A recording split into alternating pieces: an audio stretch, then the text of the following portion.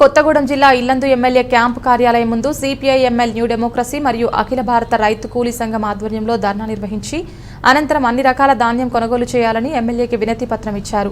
ఈ సందర్భంగా CPML new democracy రాష్ట్ర నాయకులు ఆవునూరి మధు మాట్లాడుతూ ఇల్లందు మండలంలో ఏర్పాటు చేసిన కొనుగోలు కేంద్రాల్లో లావు బియ్యం కొనడం లేదని, గత కొన్ని రోజులుగా రైతులు కొనుగోలు కేంద్రాల వద్ద పడిగాపులు కాస్తున్నారని, వెంటనే ప్రభుత్వం లావు ధాన్యాన్ని కూడా కొనే విధంగా చర్యలు తీసుకోవాలని డిమాండ్ చేశారు।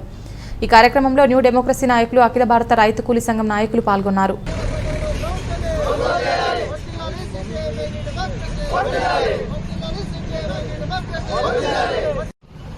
ఈరోజు సిపిఎంఎల్ న్యూ డెమోక్రసీ అఖిల భారత రైతు కూలీ సంఘం భద్రాద్రి కొత్తగూడెం జిల్లా కమిటీ పిలుపులో భాగంగా క్యాంప్ ఆఫీసు ముట్టడి కార్యక్రమం చేపట్టాం।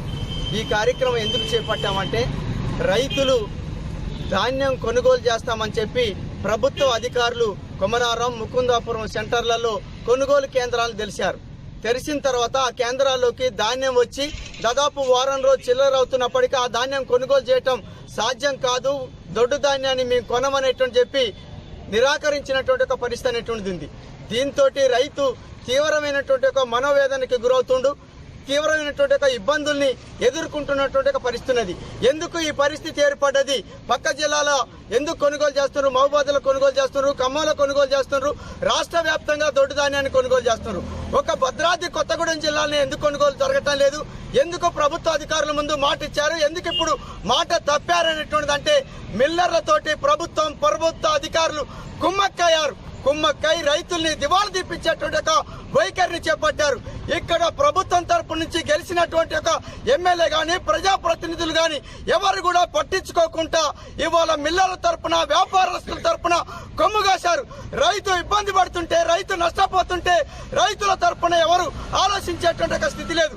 ఇట్లాంటి ఒక స్థితిలో మేము ఈ ఆందోళన కార్యక్రమాన్ని చేపట్టి మీ ఎమ్మెల్యే గారికి మెమోరాండం ఇవ్వటం జరిగింది। ఇప్పటికైనా ఈ సమస్యని పరిష్కరించాలని చెప్పి డిమాండ్ చేస్తున్నాం।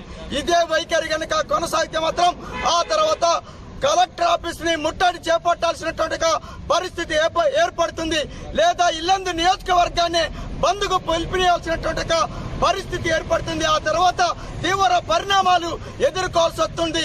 రైతు వ్యతిరేకమైనటువంటి విధానాలు చేపట్టినటువంటి ఏ ప్రభుత్వం కూడా నిలవలేదు అనేటువంటి విషయాన్ని ఈ సందర్భంగా తెలియజేస్తూ, ఇప్పటికైనా రైతు సమస్యని పరిష్కరించాలి, అన్ని రకాలైనటువంటి ధాన్యాన్ని కొనుగోలు చేయాలని చెప్పి మేము డిమాండ్ చేస్తున్నాం।